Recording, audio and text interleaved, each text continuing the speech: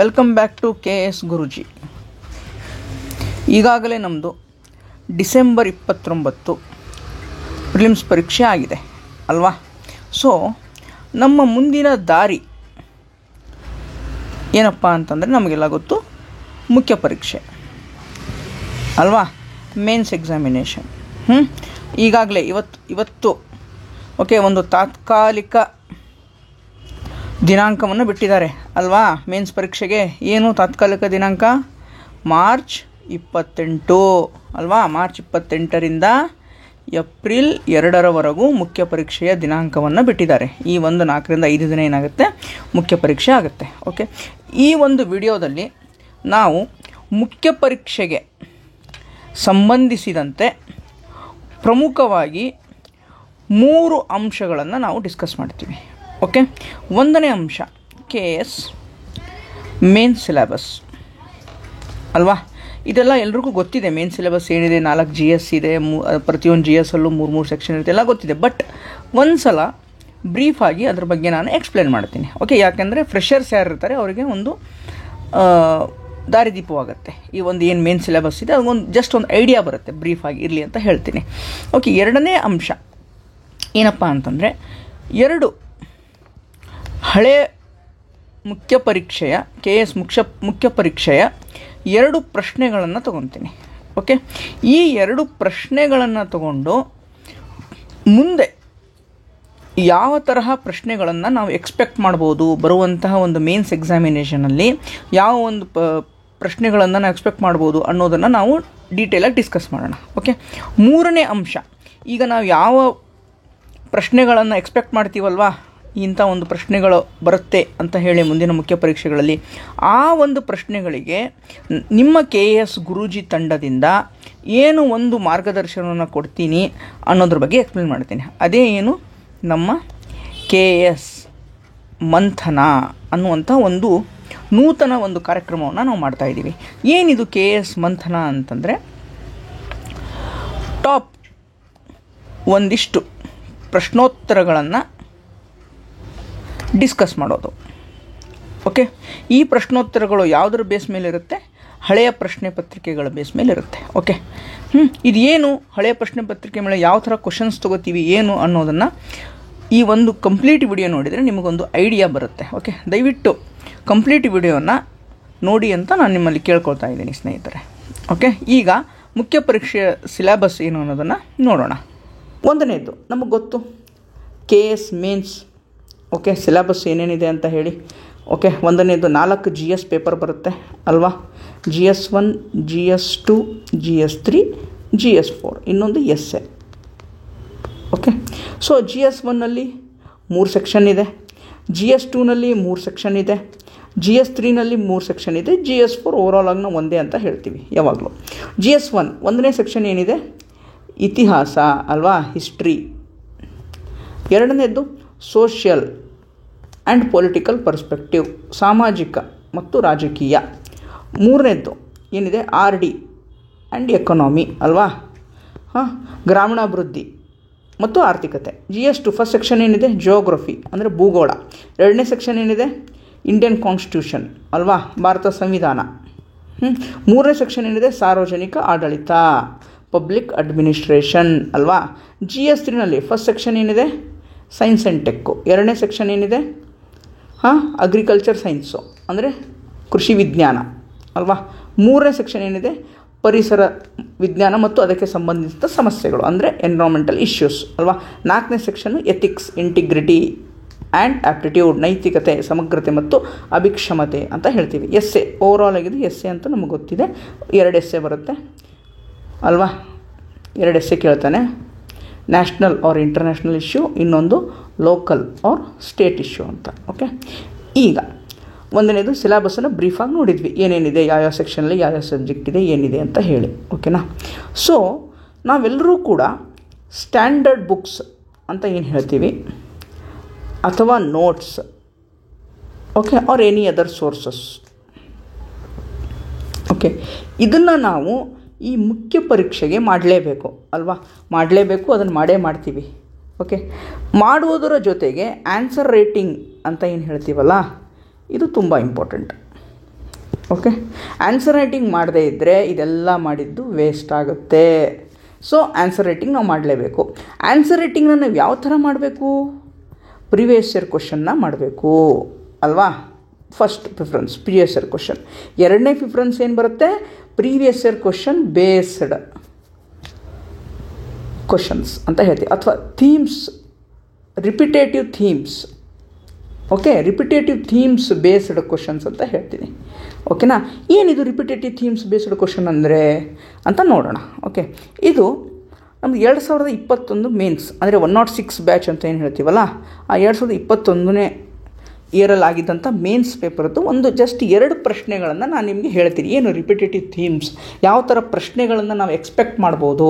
Okay, ಕೊನೆಯದಾಗಿ ಏನು ಹೇಳ್ತೀನಿ, ಆ ಎಕ್ಸ್ಪೆಕ್ಟ್ ಮಾಡಿದ್ದ ಕ್ವಶನ್ಸ್ಗೆ ವ್ಯಾಲ್ಯೂ ಅಡಿಷನ್ ನಾವು ಯಾವ ಥರ ನಿಮಗೆ ಪ್ರೊವೈಡ್ ಮಾಡ್ತೀವಿ ಅನ್ನೋದನ್ನು ನಾನು ಕೊನೆಯದಾಗಿ ಹೇಳ್ತೀನಿ. ಓಕೆ, ಈಗ ನಮ್ಮದು ಫಸ್ಟ್ ಕ್ವಶನ್, ಇಲ್ಲೊಂದು ಕ್ವಶನ್ ಬಂದಿದೆ. ಏನು ಬಂದಿದೆ? ಅಶೋಕನ ಧಮ್ಮ ಮೇಲೆ ಒಂದು ಕ್ವಶನ್ ಬಂದಿದೆ. ಏನು? ಅಶೋಕ ಧಮ್ಮ ಪರಿಕಲ್ಪನೆಯನ್ನು ವಿವರಿಸಿ. Explain the Ashoka concept of Dhamma. ಓಕೆನಾ? ಓಕೆ, ಇದೇ ಪ್ರಶ್ನೆ ರಿಪೀಟ್ ಆಗುತ್ತಾ? 100% ಯಥಾತಿಥಿ ಅದೇ ಥರ ರಿಪೀಟ್ ಆಗುತ್ತಾ? ಇಲ್ಲ. ಬಟ್ ಏನಾಗುತ್ತೆ, ರಿಪಿಟೇಟಿವ್ ಥೀಮ್ ಅಂತ ಹೇಳಿದೆ ನಾನು ಅಲ್ವಾ. ರಿಪಿಟೇಟಿವ್ ಥೀಮ್ ಅಂದರೆ ಏನು ಅಂತಂದರೆ, ನಮಗೆ ಈ ಪ್ರಶ್ನೆಯಲ್ಲಿ ರಿಪಿಟೇಟಿವ್ ಥೀಮ್ ಯಾರು? ಅಶೋಕ. ಓಕೆ, ಏನು ಬರ್ಬೋದು ಅಶೋಕನ ಕ್ವಶನ್ನು? ಇದು ನಮ್ಮದು ಕರ್ನಾಟಕ ಬೇಸ್ಡ್ ಮೇನ್ಸ್ ಎಕ್ಸಾಮಿನೇಷನ್ ಅಲ್ವಾ, ಮೇನ್ಸ್ ಎಕ್ಸಾಮಿನೇಷನ್. ಆದ್ದರಿಂದ ಏನು ಎಕ್ಸ್ಪೆಕ್ಟ್ ಮಾಡ್ತೀನಿ ನಾನು ಅಂತಂದರೆ, ಕರ್ನಾಟಕ ರಿಲೇಟೆಡ್, ಅಶೋಕನಿಗೆ ಕರ್ನಾಟಕ ರಿಲೇಟೆಡ್ ಅಂತ ಒಂದು ಟಾಪಿಕ್ ಮೇಲೆ ನಾನು ಒಂದು ಕ್ವಶನ್ನ ಎಕ್ಸ್ಪೆಕ್ಟ್ ಮಾಡ್ತೀನಿ. ಯಾವ್ದು ಎಕ್ಸ್ಪೆಕ್ಟ್ ಮಾಡ್ಬೋದು? ನಾವೆಲ್ಲರೂ ಓದಿರ್ತೀವಿ ಪ್ರಿಲಿಮ್ಸಲ್ಲಿ. ಏನು ಓದಿರ್ತೀವಿ? ಅಶೋಕನ ಇನ್ಸ್ಕ್ರಿಪ್ಷನ್ಸ್ ಅಲ್ವಾ. ಇನ್ಸ್ಕ್ರಿಪ್ಷನ್ ಅಂದರೆ ಏನು? ನಮ್ಮದು ಶಾಸನಗಳು. ಓಕೆ, ಅಶೋಕನ ಶಾಸನಗಳ ಬಗ್ಗೆ ಒಂದು ಕ್ವಶನ್ನ ನಾನು ಎಕ್ಸ್ಪೆಕ್ಟ್ ಮಾಡ್ತಾ ಇದ್ದೀನಿ. ಯಾವ ಥರ ಬರ್ಬೋದು ಒಂದು ಶಾಸನ? ಕರ್ನಾಟಕದಲ್ಲಿ ದೊರೆತ ಅಶೋಕನ ಶಾಸನಗಳ ವೈಶಿಷ್ಟ್ಯತೆಯನ್ನು ವಿವರಿಸಿ ಅಂತ ಬರ್ಬೋದು. Okay, explain okay characteristics of the Ashoka ಶಾಸನ which are available, which are excavated in Karnataka, like this. So ಒಂದು ಕ್ವಶನ್ನ ನಾನು ಎಕ್ಸ್ಪೆಕ್ಟ್ ಮಾಡ್ತಾ ಇದ್ದೀನಿ. ಹಿಂಗೆ ರಿಪಿಟೇಟಿವ್ ಥೀಮ್ಸ್ ಆಧಾರದ ಮೇಲೆ ಒಂದು ಕ್ವಶನ್ ಬರ್ಬೋದು. ಓಕೆ, ಇದೇ ಥರ ಇನ್ನೊಂದು ಟಾಪಿಕ್ನ ನಾನು ತೊಗೊತೀನಿ ಇಲ್ಲಿ. ಓಕೆ, ಯಾವುದು? ಪುರ ಅಂತ ಒಂದು ಟಾಪಿಕ್ ಇದೆ, ಒಂದು ಸ್ಕೀಮ್ ಇದೆ ನಮ್ಮ ಪುರ ಅಂತ. ಓಕೆನಾ? ರೂರಲ್ ಏರಿಯಾದಲ್ಲಿ ಅರ್ಬನ್ ಫೆಸಿಲಿಟಿನ ಕೊಡುವಂಥ ಒಂದು ಸ್ಕೀಮ್ ಇದು. ಯಾವುದು? ಪುರ ಅಲ್ವಾ. ರೂರಲ್ ಎಕನಾಮಿಕ್ ಡೆವಲಪ್ಮೆಂಟ್ ಹೇಗಾಗುತ್ತೆ ಅನ್ನೋದನ್ನು ಹೇಳಿದ್ದಾನೆ. ಪುರ ಹೇಗೆ ಹೆಲ್ಪ್ ಮಾಡುತ್ತೆ ರೂರಲ್ ಎಕನಾಮಿಕ್ ಡೆವಲಪ್ಮೆಂಟ್ಗೆ, ಗ್ರಾಮೀಣ ಆರ್ಥಿಕ ಉನ್ನತಿಗೆ ಹೇಗೆ ಹೆಲ್ಪ್ ಮಾಡುತ್ತೆ, ಸಹಕಾರಿ ಆಗುತ್ತೆ ಅಂತ. ಇದು ಕ್ವಶನ್. ಇದೇ ಕ್ವಶನ್ ಡೈರೆಕ್ಟಾಗಿ ಬರುತ್ತಾ? ಬರಲ್ಲ. ಓಕೆ, ಯಾವ ಥರ ಬರ್ಬೋದು ಇದೇ ಕ್ವಶನ್ನ? ಈಗ ಇದೇ ಥರದ ಒಂದು ಸ್ಕೀಮ್ ಯಾವುದಾದ್ರು ನ್ಯೂಸಲ್ಲಿ ಇದೆಯಾ? ಇದೆ. ಯಾವುದಿದೆ? ಶ್ಯಾಮ್ ಪ್ರಸಾದ್ ಮುಖರ್ಜಿ ರೂರರ್ಬನ್ ಮಿಷನ್ ಅಂತ ಅಲ್ವಾ. ಓದಿದ್ದೀವಿ ತಾನೇ ನಾವು ಇದನ್ನು. ಪ್ರಿಲಿಮ್ಸ್ ಮಾಡ್ಬೇಕಾದ್ರೆ ಓದಿರ್ತೀವಿ. ಸ್ಕೀಮ್ಸ್ ಅನ್ನೋ ಒಂದು ಟಾಪಿಕ್ ಮೇಲೆ ನಾವು ಓದಿರ್ತೀವಿ. ಸ್ಕೀಮ್ಸನ್ನು ಓದಬೇಕಾದ್ರೆ, ಕರೆಂಟ್ ಅಫೇರ್ಸ್ ಓದಬೇಕಾದ್ರೆ ನಾವು ಪ್ರಿಲಿಮ್ಸ್ ಮಾಡೋಕ್ಕೆ ಓದಿರ್ತೀವಿ. ಶ್ಯಾಮ್ ಪ್ರಸಾದ್ ಮುಖರ್ಜಿ ರೂರರ್ಬನ್ ಮಿಷನ್ ಅನ್ನೋಂಥ ಒಂದು ಟಾಪಿಕನ್ನು ನಾವು ಓದಿರ್ತೀವಿ. ಈ ಒಂದು ಪ್ರಶ್ನೆನ ನಾನು ಎಕ್ಸ್ಪೆಕ್ಟ್ ಮಾಡ್ತಾ ಇದ್ದೀನಿ ನೆಕ್ಸ್ಟ್ ಬರುವಂಥ ಮೇನ್ಸಲ್ಲಿ. ಯಾಕೆ ಎಕ್ಸ್ಪೆಕ್ಟ್ ಮಾಡ್ತಾ ಇದ್ದೀನಿ? ನಾನು ಇದನ್ನೇ ಪರ್ಟಿಕ್ಯುಲರ್ ಟಾಪಿಕ್ಗೆ ಯಾಕೆ ತೊಗೊಂಡೆ?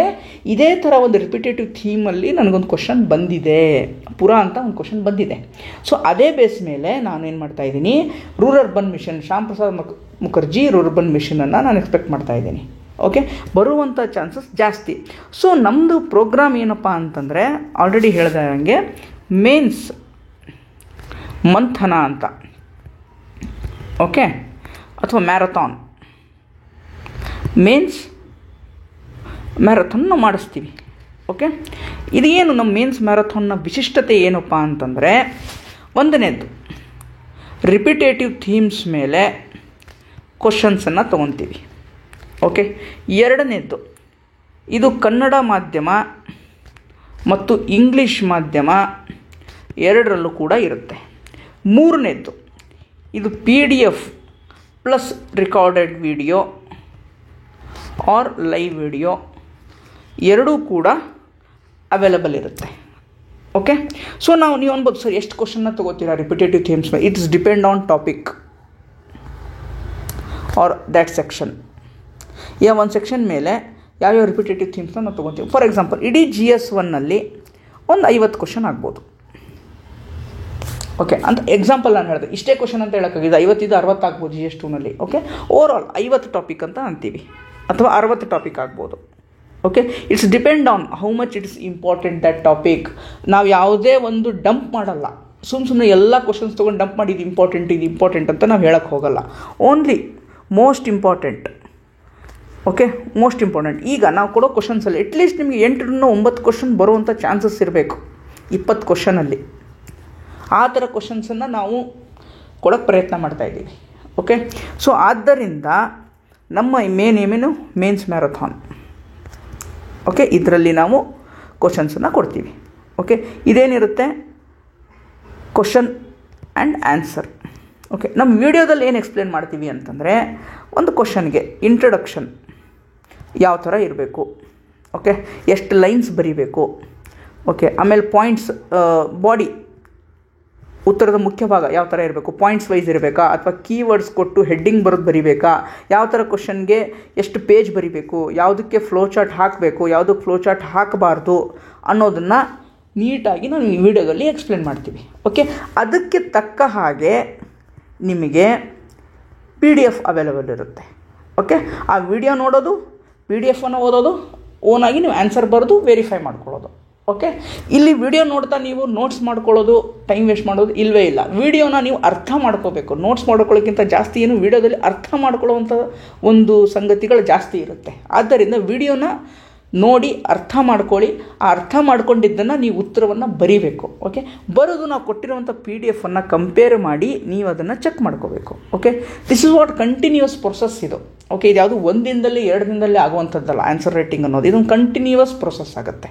ಓಕೆ, ಹೀಗೆ ನೀವು ಬರ್ದಾಗೆ ನೀವು ಇಂಪ್ರೂವೈಸೇಷನ್ ಆಗ್ತೀರಿ. Day by day it will improvisation. Okay, 1 ದಿನದಲ್ಲಿ ಯಾವುದೂ ಆಗಲ್ಲ. ಆದ್ದರಿಂದ ನಮ್ಮ ಒಂದು ಪ್ರೋಗ್ರಾಮ ಲಾಂಚ್ ಮಾಡ್ತಾಯಿದ್ವಿ. ನೀವು ಕೇಳ್ಬೋದು, ಸರ್ ಇದು ಒಂದೇ ಮಾಡಿದರೆ ಸಾಕಾ? ಇಲ್ಲ, ಸಾಕಾಗಲ್ಲ. ಜೆನ್ಯೂನಾಗಿ ಹೇಳಬೇಕು ಅಂದರೆ ಸಾಕಾಗಲ್ಲ. ಓಕೆ, ಇದು ಏನು ನಮ್ಮದು ವ್ಯಾಲ್ಯೂ ಎಡಿಷನ್ ಇದು. ಓಕೆ, ಇದು only value addition. Okay, value ಎಡಿಷನ್ನ ನೀವು ಎಷ್ಟೋ ಸಲ ನಮಗೆ ವ್ಯಾಲ್ಯೂ ಎಡಿಷನ್ ಮಟೀರಿಯಲ್ಲೇ ಸಿಗಲ್ಲ. ಓಕೆ, ಇಂಟ್ರಡಕ್ಷನ್ಗೆ ಬೇಕಾದಂಥ ಒಂದು ಫ್ಯಾಕ್ಟ್ಸ್ ಆಗಿರ್ಬೋದು, ಸ್ಟ್ಯಾಂಡರ್ಡ್ ಡೆಫಿನಿಷನ್ಸ್ ಆಗಿರ್ಬೋದು, ಓಕೆ, ಸ್ಟ್ಯಾಂಡರ್ಡ್ ಫ್ಲೋ ಚಾರ್ಟ್ಸ್ ಆಗಿರ್ಬೋದು, ಓಕೆ, ಆಮೇಲೆ ಡೇಟಾ ಆಗಿರ್ಬೋದು, ರಿಪೋರ್ಟ್ಸ್ ಆಗಿರ್ಬೋದು, ಇದು ಯಾವುದೂ ನಮಗೆ ಸಿಗಲ್ಲ ಎಷ್ಟೋ ಸಲ. ಓಕೆ, ಅದನ್ನೇನೇನು ಮಾಡಬೇಕು, ನ್ಯೂಸ್ ಪೇಪರ್ ನೋಡ್ಕೋಬೇಕಾಗತ್ತೆ, ನೋಟ್ ಮಾಡ್ಕೋಬೇಕಾಗತ್ತೆ, ಅಥವಾ ಕರೆಂಟ್ ಅಫೇರ್ಸ್ ಮ್ಯಾಗ್ಝಿನ್ ಓದಬೇಕಾಗತ್ತೆ. It will take time. Okay, ಇರುವಂಥ ಕಮ್ಮಿ ಇದರಲ್ಲಿ ನಮ್ಮದು ಮೇನ್ಸ್ ಯಾವತ್ತಿದೆಯಪ್ಪ? ಮಾರ್ಚ್ 28 ಅಲ್ವಾ? ಮಾರ್ಚ್ 28 ಅಂತಂದರೆ ತುಂಬ ಕಮ್ಮಿ ಟೈಮ್ ಇದೆ ನಮಗೆ. ಓಕೆ, ತುಂಬ ಅಂದರೆ ತುಂಬ ಕಮ್ಮಿ ಟೈಮ್ ಇದೆ. ಅಪ್ರಾಕ್ಸಿಮೇಟ್ಲಿ ಒಂದು 60 ಡೇಸ್ ಅನ್ಕೋತೀನಿ ನಾನು. ಓಕೆ, ಅರೌಂಡ್ 60 ಡೇಸ್ ಆ ಕಡೆ ಈ ಕಡೆ 60 ಡೇಸ್ ಇದೆ. 60 ಡೇಸಲ್ಲಿ ನಾನು ಆನ್ಸರ್ ರೈಟಿಂಗು ಮಾಡಬೇಕು, ಸ್ಟ್ಯಾಂಡರ್ಡ್ ಬುಕ್ಸು ಓದಬೇಕು, ವ್ಯಾಲ್ಯೂ ಎಡಿಷನು ಮಾಡ್ಕೋಬೇಕು. ಇದೆಲ್ಲ ಸಾಧ್ಯ ಆಗುತ್ತಾ 60 ಡೇಸಲ್ಲಿ? ತುಂಬ ಕಷ್ಟ. ಓಕೆ, ನಿಮ್ಮ ಒಂದು ಭಾರವನ್ನು ಕಮ್ಮಿ ಮಾಡೋಕ್ಕೆ ನಾವೇನು ಮಾಡ್ತಾಯಿದ್ದೀವಿ, ಈ ಒಂದು ಮೇನ್ಸ್ ಮ್ಯಾರಥಾನನ್ನು ತೊಗೊಂಡು ಬಂದಿದ್ದೀವಿ. ಓಕೆ, ಮೇನ್ಸ್ ಮ್ಯಾರಥಾನ್ ತೊಗೊಂಬಂದಿದ್ದೀವಿ. 4 GS ಕವರ್ ಆಗುತ್ತೆ ನಮ್ಮದು ಇದರಲ್ಲಿ. GS 1, 2, 3, 4. Okay, value addition complete ನಿಮಗೆ ವ್ಯಾಲ್ಯೂ ಎಡಿಷನ್ ನಮ್ಮ ಕಡೆಯಿಂದ ಕೊಡ್ತೀವಿ. ಓಕೆ, ಈ ವ್ಯಾಲ್ಯೂ ಎಡಿಷನ್ ಏನು ಮಾಡುತ್ತೆ, ನಿಮಗೆ ಕಾಂಪಿಟೇಟಿವ್ ಎಡ್ಜ್ ಕೊಡುತ್ತೆ. ಓಕೆ, ಕಾಂಪಿಟೇಟಿವ್ ಎಡ್ಜ್ ಯಾವ ಥರ? ಒಬ್ಬ ನಿಮ್ಮ ಫ್ರೆಂಡ್ಸ್ ಬೇಕಾದ್ರೆ ನೀವು ಆನ್ಸರ್ನ ಚೆಕ್ ಮಾಡ್ಕೋಬೋದು. ಮುಂದೆ ಅವ್ನು ಹಾಕಿರೋ ಒಂದು ಇಂಟ್ರಡಕ್ಷನ್ಗೂ ನಿಮ್ಗೆ ಹಾಕಿರೋ ಒಂದು ಇಂಟ್ರಡಕ್ಷನ್ಗೂ ಒಂದು ಆನ್ಸರಲ್ಲಿ ತುಂಬ ಡಿಫ್ರೆನ್ಸ್ ಇರುತ್ತೆ. ಬಿಕಾಸ್ ನಾವೇನು ಕೊಡ್ತೀವಿ, ನಿಮಗೆ ಫ್ಯಾಕ್ಟ್ಸ್ ಕೊಡ್ತೀವಿ, ಸ್ಟ್ಯಾಂಡರ್ಡ್ ಡೆಫಿನೇಷನ್ ಕೊಡ್ತೀವಿ, ರಿಪೋರ್ಟ್ಸ್ ಕೊಡ್ತೀವಿ ಅಲ್ವಾ? ಇದನ್ನೆಲ್ಲ ಯೂಸ್ ಮಾಡ್ಕೊಂಡು ನೀವು ಉತ್ತರಗಳನ್ನು ಇನ್ನೂ ಬೆಟರಾಗಿ ಇಂಪ್ರೂವೇಷನ್ ಮಾಡ್ಬೋದು. ಓಕೆ, ಆದ್ದರಿಂದ ಈ ಒಂದು ಪ್ರೋಗ್ರಾಮನ್ನು ನಾವು ಶೀಘ್ರದಲ್ಲೇ ಸ್ಟಾರ್ಟ್ ಮಾಡ್ತಾಯಿದ್ದೀವಿ. ಓಕೆ, ಅತಿ ಶೀಘ್ರದಲ್ಲೇ ಸ್ಟಾರ್ಟ್ ಮಾಡ್ತಾಯಿದ್ದೀವಿ. ಹೆಚ್ಚಿನ ಮಾಹಿತಿಗಾಗಿ ನಮ್ಮದು KS Guruji Telegram channel, official Telegram channel ಇದೆಯಲ್ಲ, ಇದಕ್ಕೆ ಜಾಯ್ನ್ ಆಗಿ ಶೀಘ್ರದಲ್ಲೇ ಎಲ್ಲ ಮಾಹಿತಿಯನ್ನು ನಾವು ಹಂಚಿಕೊಳ್ತೀವಿ. ಓಕೆ, ಇದೊಂದು ಗೇಮ್ ಚೇಂಜ್ ಮಾಡುತ್ತೆ. ಡೆಫಿನೆಟ್ಲಿ ಇದೊಂದು ಗೇಮ್ ಚೇಂಜ್ ಮಾಡೇ ಮಾಡುತ್ತೆ. ನಿಮ್ಮ ಒಂದು ಸೀಟನ್ನು ಡೆಫಿನೆಟ್ಲಿ ಫಿಕ್ಸ್ ಮಾಡುತ್ತೆ. ಇಂಟರ್ವ್ಯೂನಲ್ಲಿ ನೀವು ಸೆಲೆಕ್ಟ್ ಆಗಬೇಕು ಅಂತಂದರೆ ವ್ಯಾಲ್ಯೂ ಎಡಿಷನ್ ತುಂಬ ಇಂಪಾರ್ಟೆಂಟು. ಓಕೆ, ನೀವು ಮೇನ್ಸ್ ಎಕ್ಸಾಮಿನೇಷನ್ ಪಾಸ್ ಆಗಿ ಇಂಟರ್ವ್ಯೂಗೆ ಹೋಗಬೇಕು ಅಂತಂದರೆ, ಆ ಒಂದು ಇಂಟರ್ವ್ಯೂಗೆ ನೀವು ಸೆಲೆಕ್ಟ್ ಆಗಬೇಕು ಅಂತಂದರೆ ಮೇನ್ಸ್ ಚೆನ್ನಾಗಿ ಮಾಡಲೇಬೇಕು. ಓಕೆ, ಎಲ್ಲ ಉತ್ತರಗಳು ಒಂದೇ ಥರ ಇದ್ದರೆ ಏನಾಗುತ್ತೆ, ಎಲ್ಲರೂ ಒಂದೇ ರಿಸೋರ್ಸಸ್ಸನ್ನು ರೆಫರ್ ಮಾಡೋದಾಗಿರ್ಬೋದು, ಇದು ಮಾಡೋದಾಗಿರ್ಬೋದು, ಅವಾಗ ಏನಾಗುತ್ತೆ, ಎಲ್ಲರ ಉತ್ತರಗಳು ಒಂದೇ ಥರ ಆಗುತ್ತೆ. ನೀವು ಯೂನಿಕ್ಕಾಗಿ ಎಲ್ಲಿ ನಿಲ್ತೀರಾ, ನಿಮ್ಮದೇ ಆದಂಥ ಒಂದು ಉತ್ತರ ಸ್ಪೆಷಲಿಸ್ಟ್ ಆಗಿ ಉತ್ತರ ಬರೆದಾಗ ಮಾತ್ರ ಯೂನಿಕಾಗಿ ನಿಲ್ತೀರಾ. ಅದಕ್ಕೇನು ಬೇಕು, ವ್ಯಾಲ್ಯೂ ಎಡಿಷನ್ ಮೆಟೀರಿಯಲ್ ಬೇಕು. ಅದನ್ನು ನಾವು ನಿಮಗೆ ಪ್ರೊವೈಡ್ ಮಾಡ್ತೀವಿ. ಓಕೆ, ನಮ್ಮ ಕಡೆಯಿಂದ ಏನು ಸಾಧ್ಯ ಇದೆ, ಎಸ್ಪೆಷಲಿ ಕನ್ನಡ ಮಾಧ್ಯಮ ವಿದ್ಯಾರ್ಥಿಗಳಿಗೆ ನಾವು ಕೊಟ್ಟೇ ಕೊಡ್ತೀವಿ. ಯಾಕಂದರೆ ಕನ್ನಡ ಮಾಧ್ಯಮ ವಿದ್ಯಾರ್ಥಿಗಳಿಗೆ ಎಷ್ಟೋ ಸಲ ನಮಗೆ ರಿಸೋರ್ಸಸ್ ಇಲ್ಲ, ವ್ಯಾಲ್ಯೂಡೇಷನ್ ಮಟೀರಿಯಲ್ ಸಿಗಲ್ಲ.